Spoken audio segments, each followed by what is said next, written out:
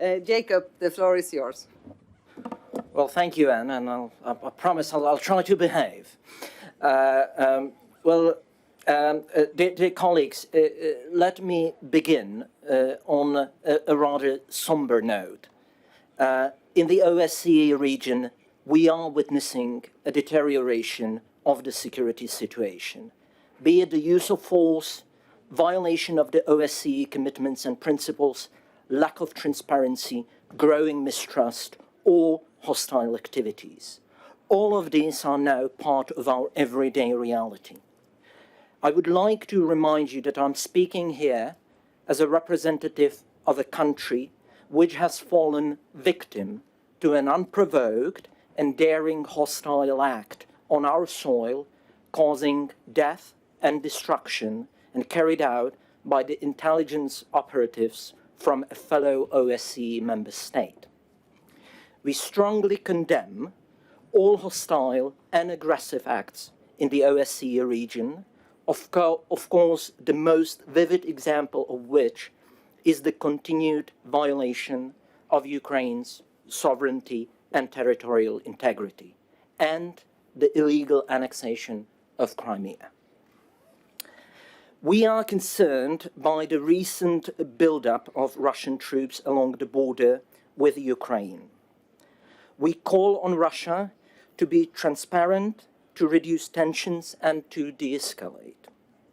We reiterate that the situation has no military solution and can only be solved by diplomatic means.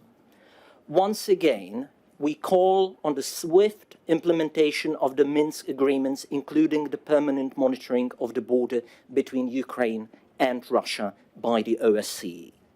We call on the Belarusian government to end the senseless crackdown on its population, free all political prisoners, and to immediately start a dialogue with the democratic opposition. Also, we deplore the weaponization of illegal migration by the Belarusian regime. My country has been fully supporting the program of the Swedish chairperson in office. The back to basics approach is indeed very timely and needed. This year, we have been commemorating the 25th anniversary of the Lisbon Framework for Arms Control.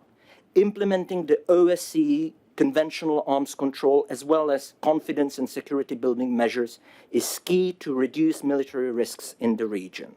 In that regard, modernizing the Vienna document to increase military transparency is an urgent priority. Colleagues, we must bear in mind that only when human rights and fundamental freedoms are observed, societies can fully develop their potential. All our policies must reflect it.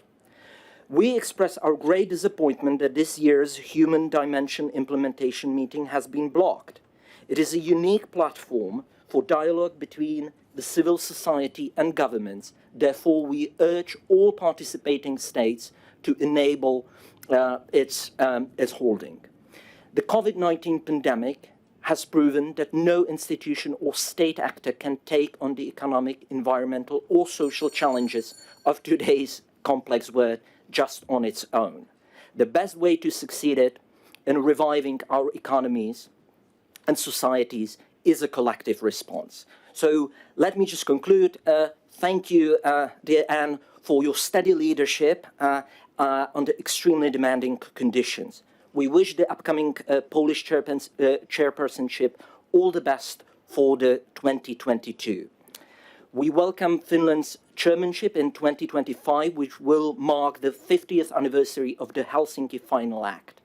I hope it will serve as a powerful reminder of our collective commitments and responsibilities. And last but not least, we thank Estonia for showing their readiness to lead the OSCE in 2024, a decision which I sincerely hope shall not be blocked by any participating state. Thank you.